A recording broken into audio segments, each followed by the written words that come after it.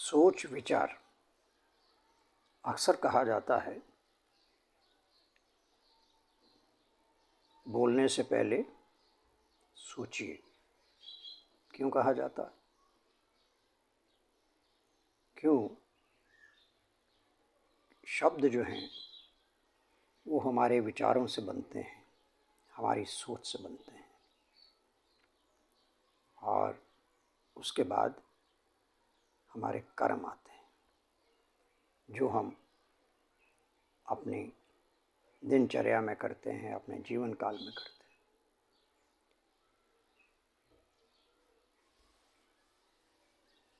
हैं। मैं आप सबका सोच के स्वर में स्वागत करता हूँ। आशा करता हूँ कि आप प्रसन्नचित्त और स्वस्थ होंगे।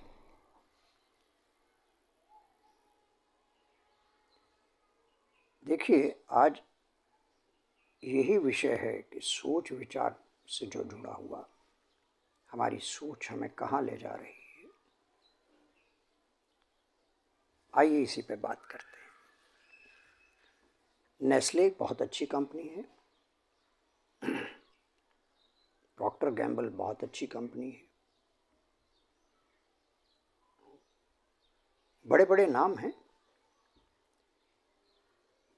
और हम नहीं जानते कि इनके मालिक असल में कौन हैं।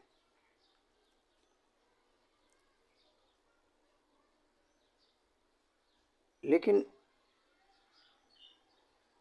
हम ये जानते हैं कि हमारे देश में अडानी है, अंबानी हैं, बाबा रामदेव हैं, ये सब चोर हैं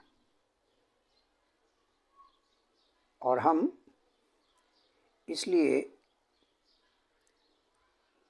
इनके उत्पादक जो है उनसे घृणा करें। ये हमारी सोच में है।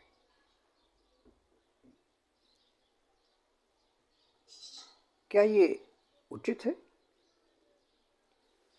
ऐसी कंपनियां जिनका मुनाफा कहाँ किस काम के लिए इस्तेमाल होता है वो हमें पता नहीं, लेकिन हम उनको ही अच्छा मानते हैं और अपने घरेलू उद्योग जो हैं उनको चाहते हैं कि ये ठप हो जाए। वो ठप करने के लिए तो 30 पार्टियां, राजनीतिक पार्टियां खड़ी हैं। वो तो चाहते हैं, उसमें से सबसे बड़ी राहुल गांधी की पार्टी है जो चाहती है आए दिन वो सोरोस से, अमेरिका से कुछ ना कुछ कोशिश करवाते रहते हैं कि भारतीय बाज़ार जो है, सेंसेक्स जो है वो टूटे गिरे, अफरा तफरी मचे। रोज़ वो अपने प्रियजन जो हैं उनसे वो ट्रेन के ट्रैक्स पे बुलडोज़र क्या क्या रखवा रहे हैं, बड़े बड़े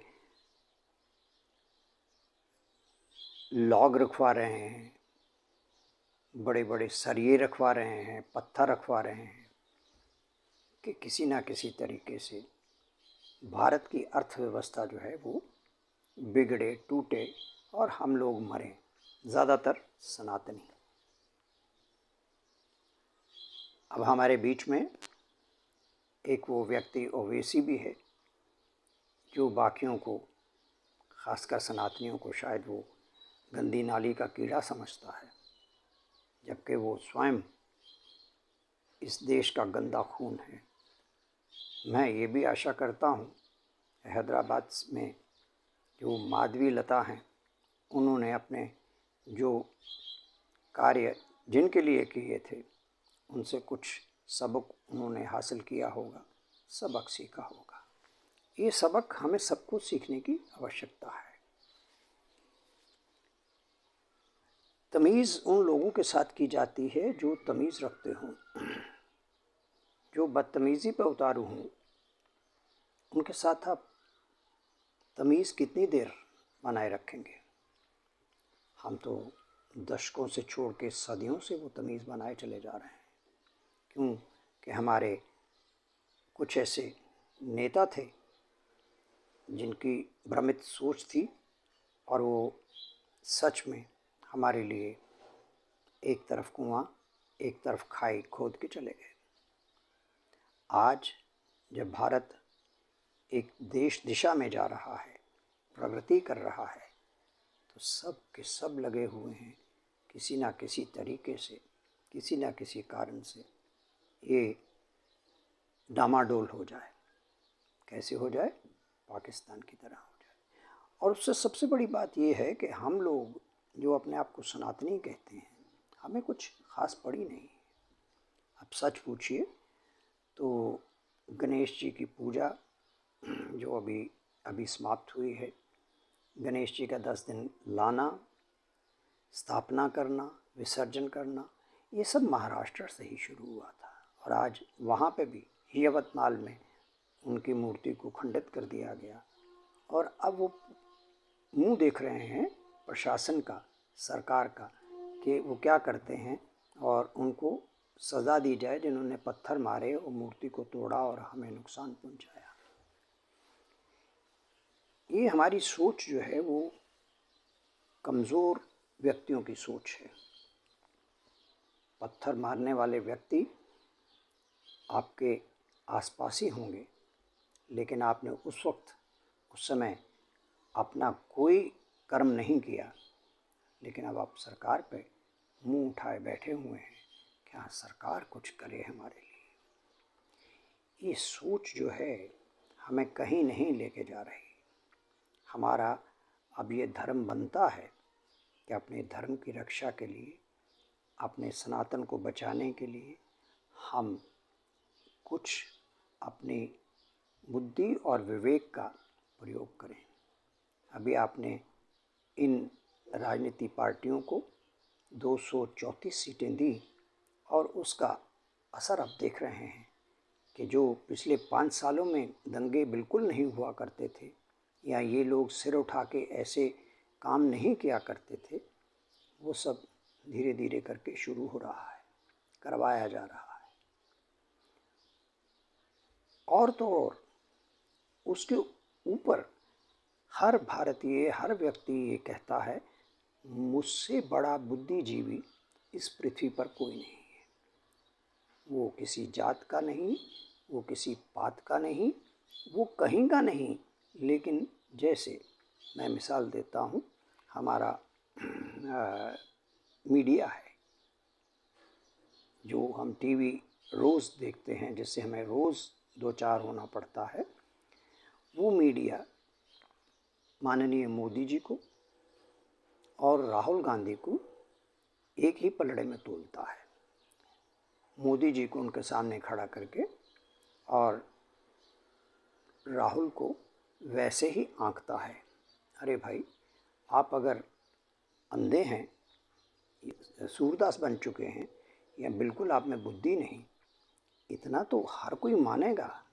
भारतीय नागरिक आज की इस स्थिति में भी कि मोदी जी और कुछ नहीं तो देशद्रोही नहीं है, वो एक देशभक्त प्राणी है और वो अपने देश के लिए जी जान लगा रहे हैं। पर आप उनकी तुलना उनके सामने किसके साथ करते हैं?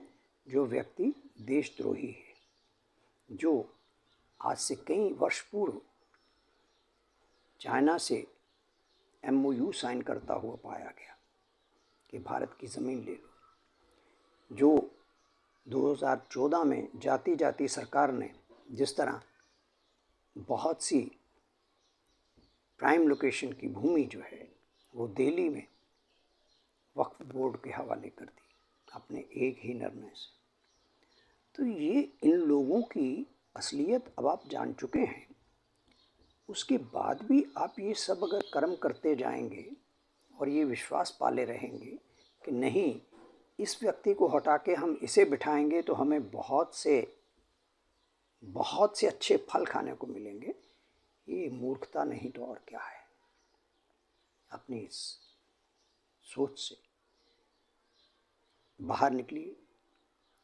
आपको पूरा विश्व नुकसान पहुंचाने पे खड़ा है। अमेरिका आपका कोई मित्र नहीं, देश नहीं है। वो वैसा ही देश है, वैसा ही मित्र है जो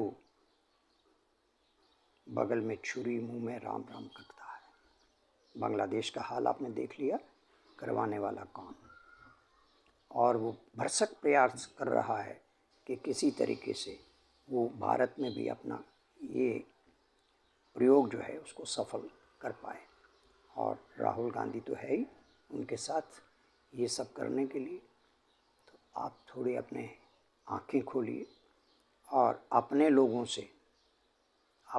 से बिज़नेस करना शुरू कीजिए। ये जो दाढ़ी वाले और छोटे पजामे वाले आपको अगर सामने दिखते हैं तो अब उनका बहिष्कार करना शुरू कीजिए। जब तक आप ये नहीं करेंगे आपका कोई भविष्य नहीं है। आप अपने ही देश में शरणार्थी ही बनेंगे और कुछ नहीं। चलिए फिर आगे किसी और विषय पर बात करेंगे। मैं आशा करता हूँ आप मेरे विचारों को अन्यथा नहीं लेते होंगे, इन पर अवश्य विचार करेंगे और अपने देश हित में वो कदम अवश्य लेंगे जिनकी हमें इस समय बहुत आवश्यकता है। धन्यवाद। जय भारत।